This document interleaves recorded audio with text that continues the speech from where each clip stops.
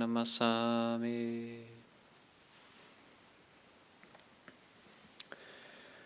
So it's March 16th, 2019, Saturday night talk.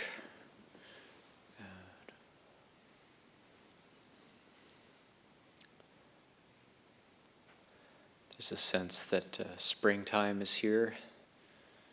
You can almost see why they call it spring, like everything's springing up. So the wildflowers are starting to come out, and the ants on all the trails, there's these little holes opening up with little piles of dirt around them. And the ants coming out in their lines and starting to seek whatever they seek, their food, and collecting what they collect. And the frogs coming out in full force.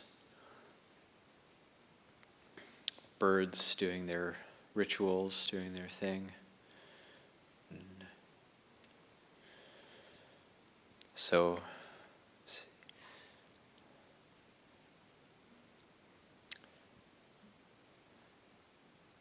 easy to, we're part of this as well. It's easy to underestimate the effect the weather has on us. And you can see, I've learned to, that's one of the first things I'll think of if somebody tells me how they're doing, if they're not doing well. So I'll check what the weather's doing, or if they're doing really well, I'll check what the weather's doing. And almost always the weather is connected somehow. So easy to have the sunny, bright, bubbly, future-looking energy right now. Winter retreat is 14 days till we have our closing night for winter retreat. And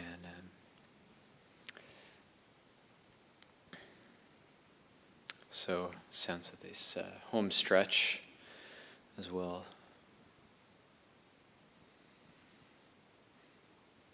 And how to move through these types of experiences. So I was kind of thinking during the meditation, air is really clean with the recent rains, and the really fresh air with the subtle, delicate smells of wildflowers that are coming out, just drifting around the monastery, and the perfect weather, the perfect temperature, good people, good food, good community. Doesn't get much better than this. So then how to move through that, appreciate that, develop gratitude. We might be inclined to think, oh, it's all impermanent. Try to don't attach, or we might tell ourselves that, but that's not quite moving through the experience. That's already, it's already not it if we're telling ourselves that.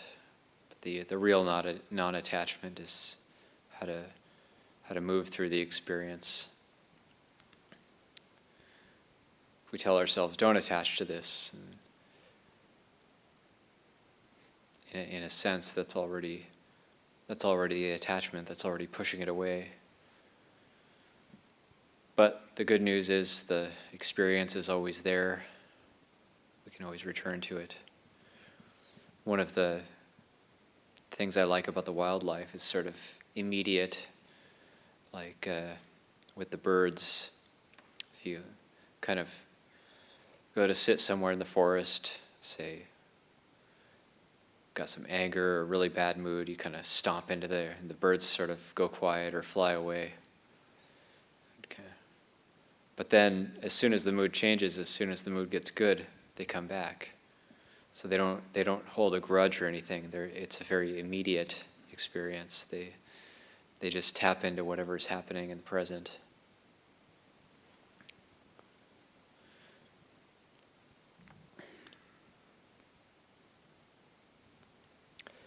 So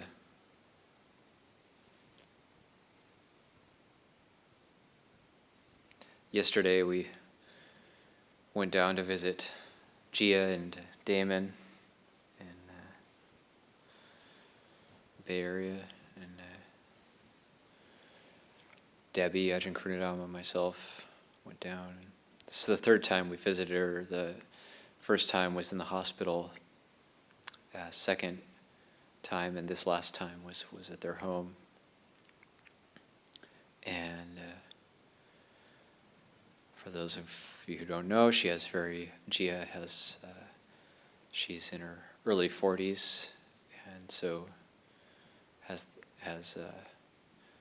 what seems to be terminal cancer, although completely we never know with this uncertainty, but at this point it's very difficult, nearly impossible for her to keep food or even liquids down, so has to have like an intravenous nourishment, and it's just very, very thin, under 100 pounds at this point, and just skin and bones, but has a very strong spirit, so it's quite inspiring to see, and in a difficult situation in terms of having a 10-year-old and a 7-year-old. And so we went there yesterday, and the kids were there, and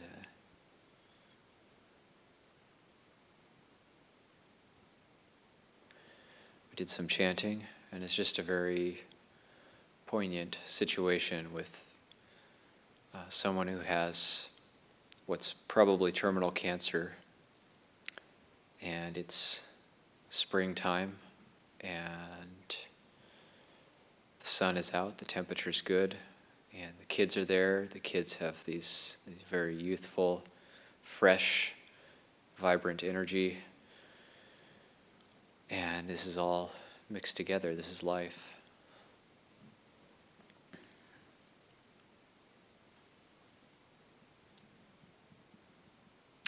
So these kind of experiences, they're very powerful and very exhausting for me. And so we came back. I got back just before evening puja, but both Ajahn Naniko and myself decided to head up the hill, skip evening puja, and just have a solitary evening. So walking up the hill, though, and it's just very, very beautiful, very quiet, and pondering these experiences, and went to do some walking meditation at my kuti, and really nice temperature, and very, very quiet, except for what was probably a pygmy owl, and it was pygmy owls. They have a little hoot, and they toot about every few seconds. So that was pretty much the only sound in the forest, with this kind of tooting sound every few seconds. And it was just going in a very regular, and then just kind of toot, toot, toot, and then it stopped. And so I had been listening to it during the walking meditation, so I was just thinking, why did it stop? And I looked up, and there was a helicopter flying overhead. And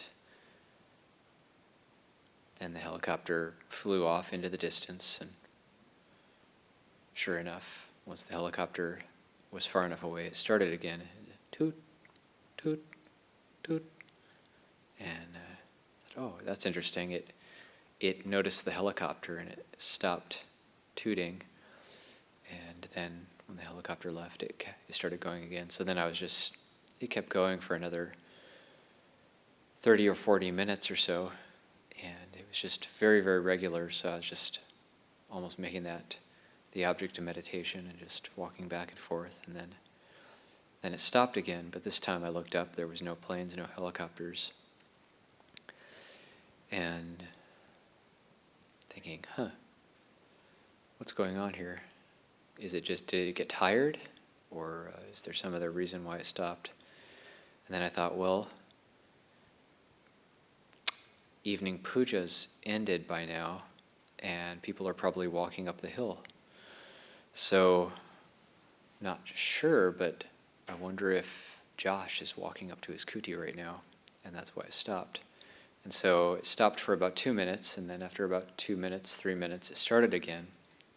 So I thought, I wonder if Josh was walking by and it stopped, and then it started again. So then it was going again, and then maybe about 10 minutes later it stopped again. And I thought, I wonder who else lives up here. Well, Anagarika Matt lives in the middle yurt, and that's about where that owl is perched.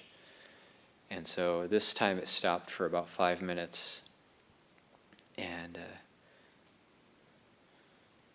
I thought, maybe that's Anagarika Matt walking up, because he's a bit slower with he's got some problems with his feet, and so I'm not completely sure. But then it started again after about 5 minutes, and then it didn't stop.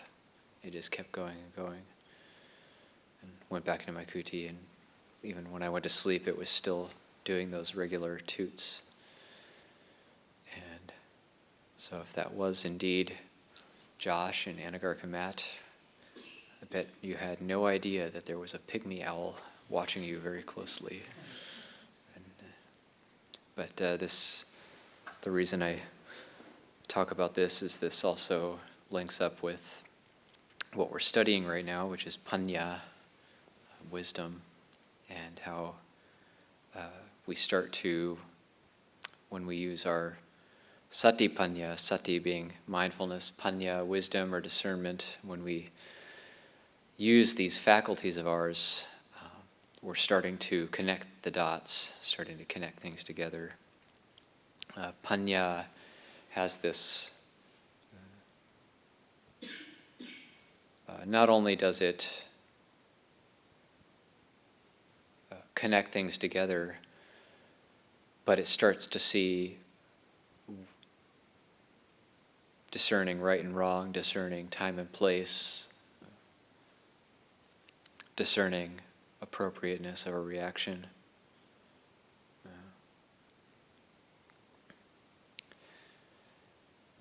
was thinking that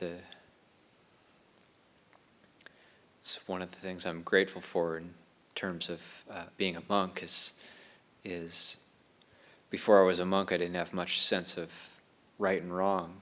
And sometimes you see kids or young people and they have a very well-developed sense of right and wrong already, good and bad. And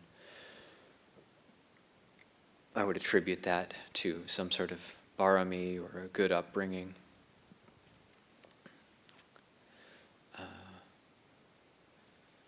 But for myself, I could say I had a good upbringing, but didn't have much of a sense of right and wrong. And after ordaining and starting to learn about the Buddha's teaching, I could start to discern that that's why I was making myself so miserable, was think if I reflect on it, it's coming from actions completely directed towards getting things I want or gratifying myself in some way, and sometimes even to the exclusion of others. And the result of that, rather than being happiness and gratification, was making myself miserable. But then not having that faculty to connect the dots, link things together, and coming to the monastery, learning the Buddha's teaching, starting to learn about things like service and letting go of one's own preferences for the preferences of the group, and then seeing that almost paradoxically that leads to a very heightened sense of well-being. The panya coming up to see, that's interesting, that's how it works. And so slowly starting to develop that sense of good and bad, right and wrong, time and place.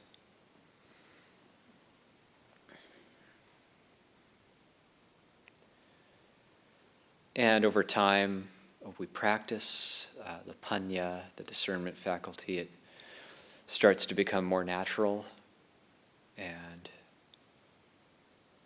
more fluid, I guess you could say. It's even like a expression of mindfulness. So the mindfulness is well established, and 4 foundations of mindfulness. Mindfulness established in the body, and there's that Dhammavichaya with the cultivating that sense of looking inwards and investigation. And this doesn't necessarily mean thinking all the time, but contemplating in terms of using the awareness to look at things, to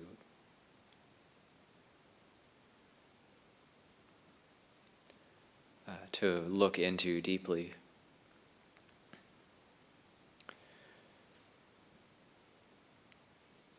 And then the panya, the discernment arising as a expression of that mindfulness and that investigation, and the way we're using our awareness for the contemplation.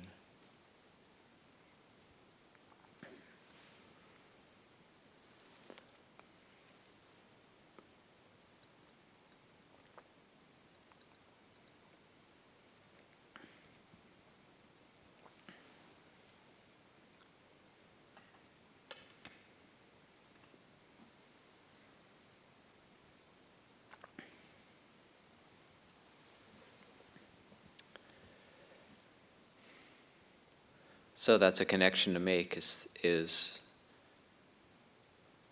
can we actually see with discernment where our moods are coming from, how they're arising,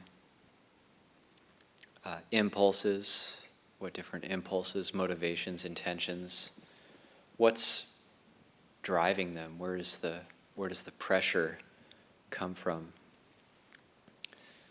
Whatever we crave, whatever say train of thought or whatever habit we have, there's something motivating it. There's an impulse behind it. So starting to discern, just like the way whether it's rainy or sunny can have an effect on our mood. Really starting to see that.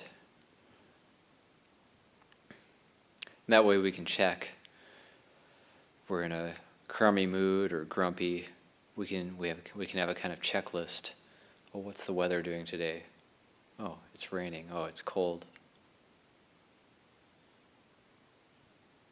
It's like, I feel really great today. I feel really wonderful. Checklist. Oh, the sun's out. The temperature's perfect. The birds are singing. And it's so basic, so primal, so simple.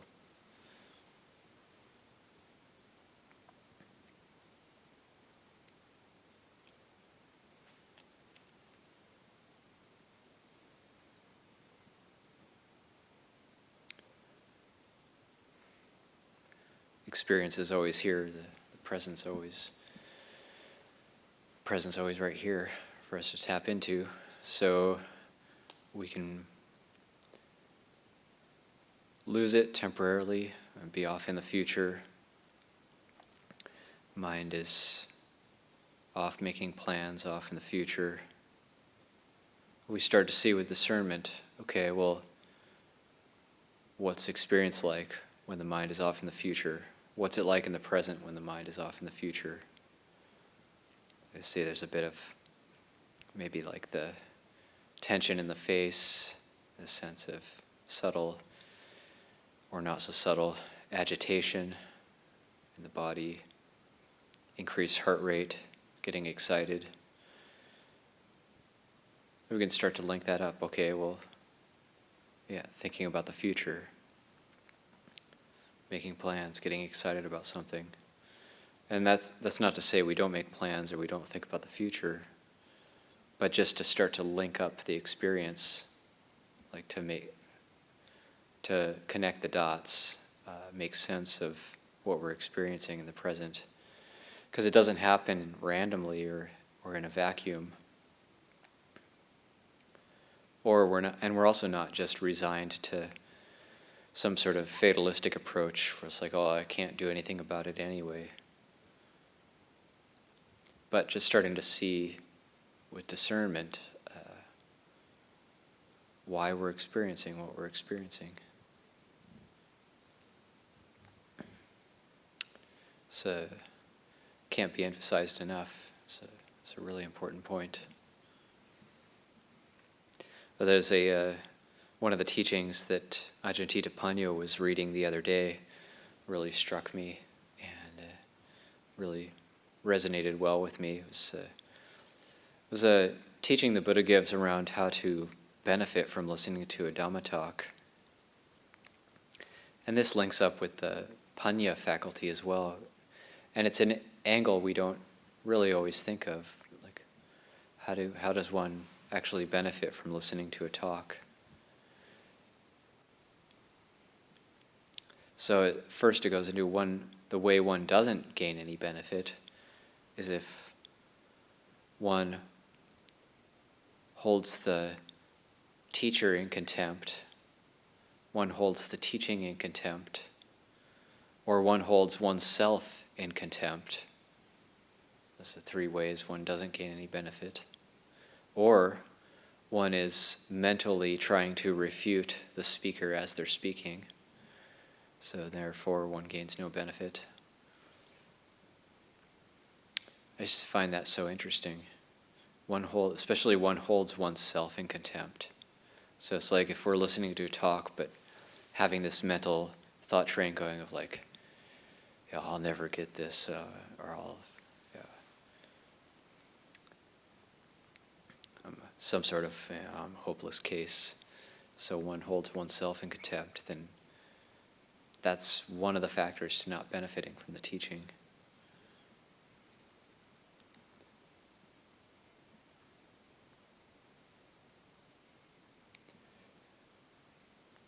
So I would expand on that a little bit. I could say, listening with a clear mind, an open mind.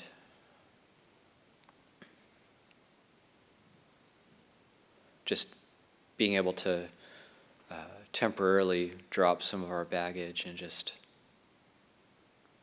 being able to take in, consider what's being said. Actually consider what does it mean to actually connect my experience together, connect the dots,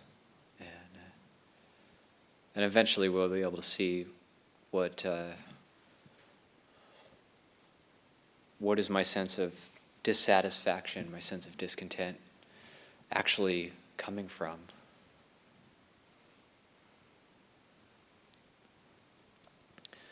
Or what is this good mood coming from?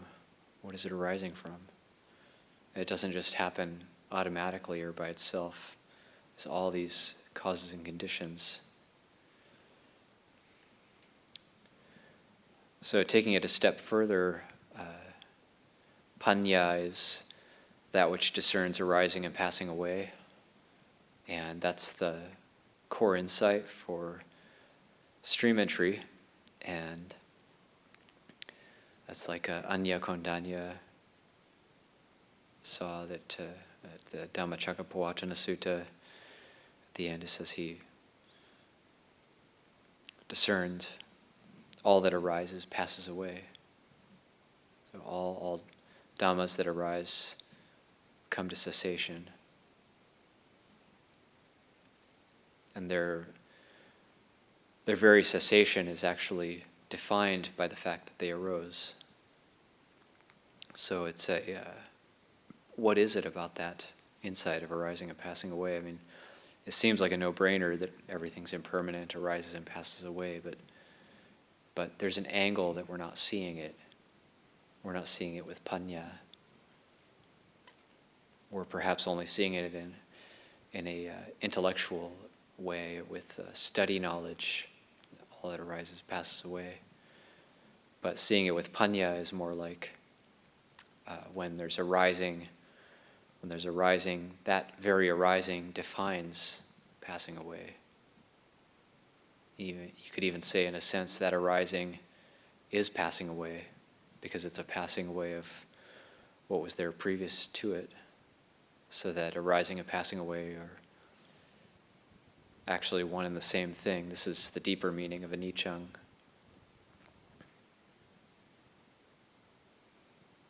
And then the implications of that, when we apply that to our whole experience, then there's actually a flow or a flux. There's a flow of anicca that the body and mind is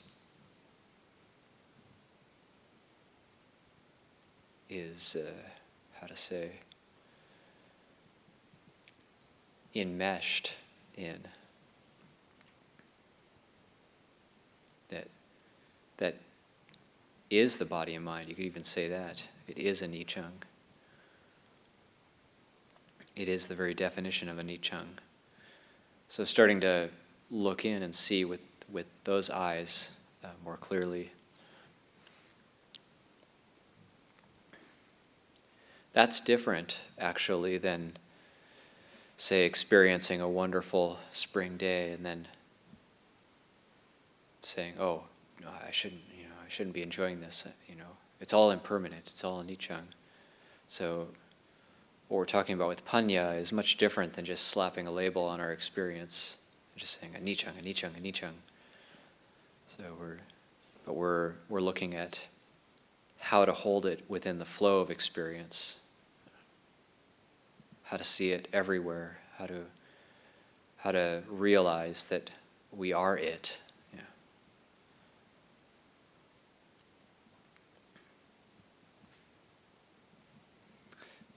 That way we can develop wholesome dhammas like appreciation, gratitude. We can be in a beautiful spring day listening to the birds, and we can appreciate what we have and be grateful for what we have. And we can actually use that wholesome dhamma as a springboard into samadhi, meditation. That's the pamodja, it's the delight. Learning how to skillfully use that sense of delight, and the panya then sees that sense of delight can be an entryway into the meditation, so that we can sit down. Let's say we're walking in the forest, say walking the loop trail, and we give rise to a sense of delight, the beauty of the nature and the clean air, and we decide to sit down somewhere, and then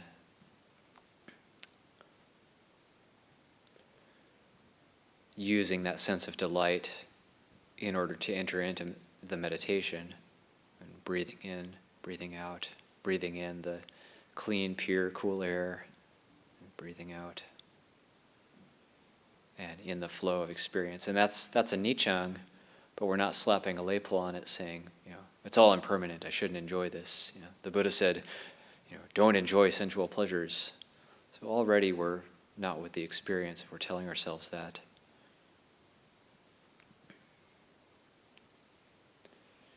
Yes, it's true, according to the books, don't get attached. Yes, it's true, the sensual realm is a danger, and yet, how do we hold that?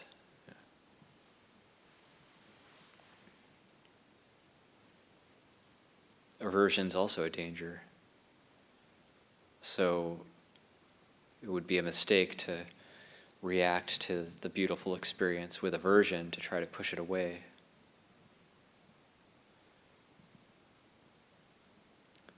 Or do we know it and we can be in it, and we can learn from it? I think that's the key.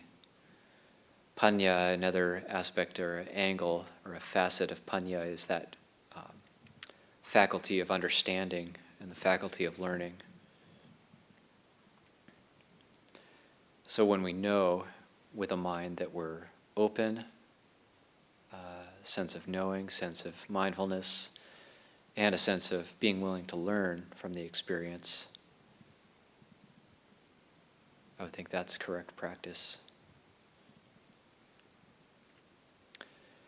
So during the winter retreat, we have 14 more days. It can seem like the end is close, but also people will save up their money all year just to go on a 10-day retreat. So we do have some time. Much can be done in 14 days, and much can be learned if we're open. The panya can increase in this short time we have remaining to us. So just to have that ability to come back to the experience and connect some of the dots in our experience, see what we can learn and how we can flow through the experience in a way that is enjoyable, not to push that joy away if it arises, not to push that delight away if it arises, but to know it and learn from it, understand it, see what the cause of it is, make use of it. So I don't want to go on too long this evening, and it is a beautiful evening that we can get back to our kutis, get back to our practice, so I'll leave it there.